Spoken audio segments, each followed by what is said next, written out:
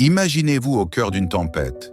Les vagues déchaînées vous submergent, le vent hurle à vos oreilles et vous vous sentez prêt à perdre pied. Pourtant, au milieu du chaos, une voix intérieure vous murmure « Tiens bon, ce n'est pas la fin. Bienvenue sur la voie du ciel. » Aujourd'hui, nous allons découvrir pourquoi Dieu permet les tempêtes pour une raison.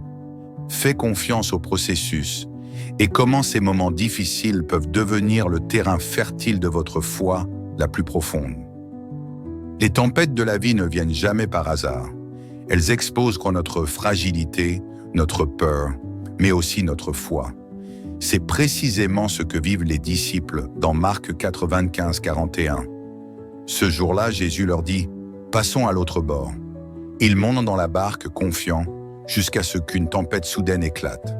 Les vagues remplissent la barque, le vent fait rage et eux, pêcheurs expérimentés, paniquent. « Maître, ne te soucies-tu pas de ce que nous périssons ?» Mais que faisait Jésus pendant ce tumulte? Il dormait. Oui, le Fils de Dieu dormait en pleine tempête, non pas parce qu'il était insensible, mais parce qu'il était en paix. Ce détail est puissant. Ce qui nous effraie ne trouble pas Dieu.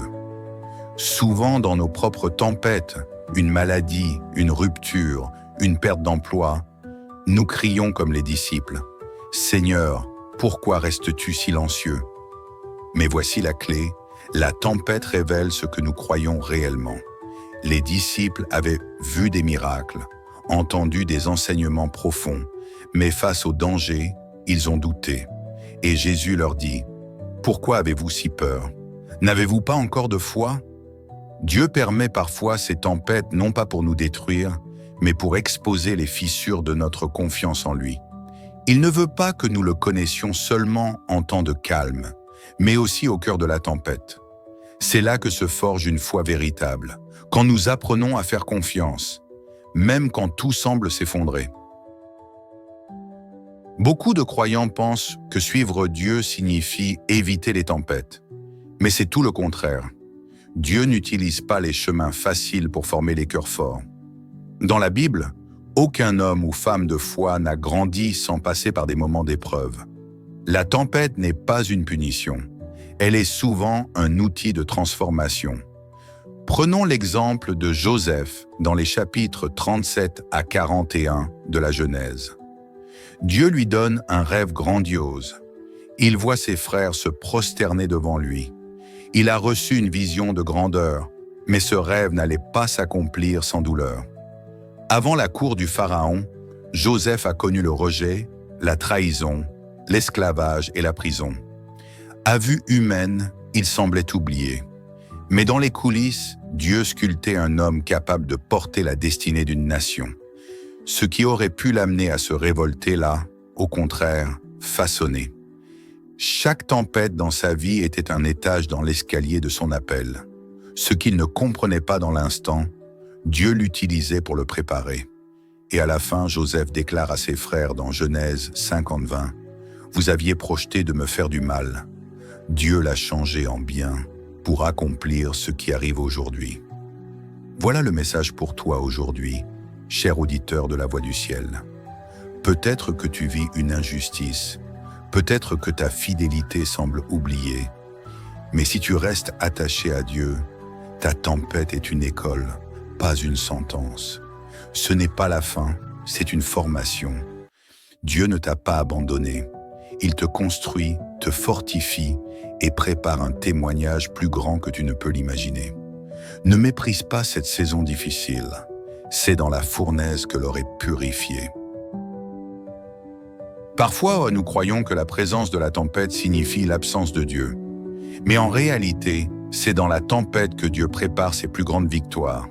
Ce que nous appelons crise, Dieu l'appelle préparation. La Bible est remplie d'hommes et de femmes que Dieu a menés à travers la tempête, non pas pour les briser, mais pour les équiper. Prenons l'apôtre Paul dans Actes 27. Il est prisonnier, enchaîné et emmené vers Rome sur un bateau rempli de soldats et de passagers. En chemin, une tempête terrifiante s'abat sur le navire. Le vent souffle sans relâche, les provisions sont jetées à la mer et tous perdent espoir de survie. Pourtant, en pleine nuit, un ange apparaît à Paul et lui dit « Sois sans crainte, Dieu t'a donné tous ceux qui naviguent avec toi. » Acte 27-24. Quelle révélation puissante! Dans la tempête, Dieu choisit Paul, un prisonnier, pour devenir le porteur d'espérance de tout l'équipage. Grâce à cette parole divine, Paul se lève et dit avec autorité « Aucun de vous ne périra ». Et c'est ce qui se produit. Le navire est détruit, mais toutes les vies sont sauvées. Cette histoire nous enseigne ceci. Dieu ne promet pas toujours de calmer la tempête, mais il promet de t'y porter et de t'y faire triompher. Paul devait passer par cette tempête, car au bout du naufrage, l'attendait l'île de Malte, où il allait guérir les malades, prêcher l'Évangile et changer des vies. Sans tempête, pas de destination. Toi aussi peut-être que ce que tu vis aujourd'hui te semble inutile ou même injuste. Mais laisse-moi te dire, au nom de Jésus, il y a une œuvre plus grande que tu ne vois pas encore. Dieu utilise cette tempête pour t'envoyer là où tu seras utile pour lui. Ta douleur d'aujourd'hui prépare ton ministère de demain. Ton épreuve est une rampe d'envol vers ton appel. Aujourd'hui, sur la voie du ciel, nous avons vu que les tempêtes ne sont pas là pour nous anéantir, mais pour fortifier notre foi, nous faire grandir et nous préparer à la victoire. Comme Jésus calme la mer agitée, comme Joseph transforme l'épreuve en destinée, comme Paul conduit les autres à la vie au cœur de la tempête, Dieu agit aussi dans ta vie. Ne perds jamais de vue que chaque épreuve a un but divin. Lorsque tu traverses des moments difficiles, rappelle-toi que tu n'es pas seul. Dieu est avec toi, même quand le vent hurle et que les vagues menacent de t'engloutir. Il te parle à travers ces épreuves et te demande simplement « Fais-moi confiance, tiens bon, je travaille pour ton bien ».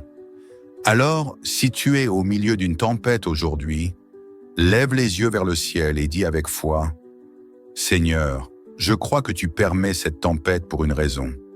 Je choisis de te faire confiance et d'avancer avec courage. » Merci d'avoir écouté ce message sur la voie du ciel. Si cette parole a touché ton cœur, n'hésite pas à liker, partager et t'abonner pour ne manquer aucun encouragement. Ensemble, nous apprendrons à faire de chaque tempête une victoire glorieuse. Que la paix de Dieu t'accompagne et à très bientôt pour un nouveau message venu du ciel.